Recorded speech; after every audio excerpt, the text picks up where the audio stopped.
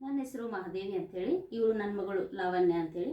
ಇವಳಿಗೆ ಸ್ವಲ್ಪ ದಿನಗಳ ಹಿಂದೆ ಫುಡ್ ಪಾಯ್ಸನಿಂಗ್ ಆಗಿತ್ತು.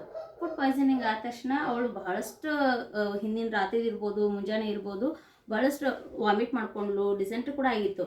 ಆದ್ರೆ ನಮ್ಗೆ ಏನಪ್ಪ ಇದು ಒಮ್ಮೆ ನಮಗೆ ಈ ಥರ ಆಗಿದೆ. ಆದರೆ ನಾವು ಆಗಿನ ಟೈಮ್ದಲ್ಲಿ ಹಾಸ್ಪಿಟ್ಲಿಗೆ ಹೋಗುವಂಥ ಒಂದು ಸಿಚುವೇಶನ್ ಕೂಡ ಇದ್ದಿದ್ದಿಲ್ಲ.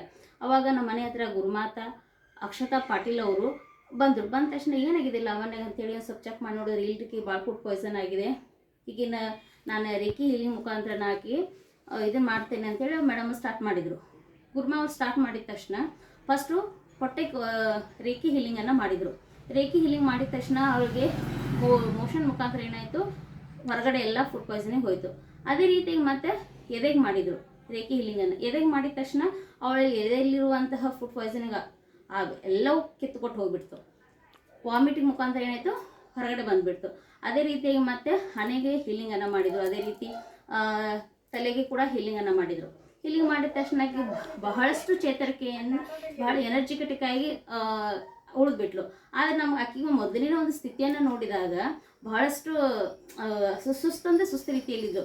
ಸ್ವಲ್ಪ ಒಂದು ಹಾಫ್ ಆನ್ ಅವರಲ್ಲಿ ಮೇಡಮ್ ಗುರುಮಾ ಅಕ್ಷತಾ ಪಾಟೀಲ್ ಅವರು ಒಂದು ಈ ರೇಖಿ ಹೀಲಿಂಗನ್ನು ಕೊಡೋದ್ರ ಮೂಲಕ ಏನು ಮಾಡಿದ್ರು, ನನ್ನ ಮಗಳನ್ನು ಬಹಳಷ್ಟು ಎನರ್ಜಿಟಿಕ್ ಆಗಿ ಅತ್ಯಂತ ವೇಗವಾಗಿ ಹುಷಾರಾಗುವ ಹಾಗೆ ಮಾಡಿದರು.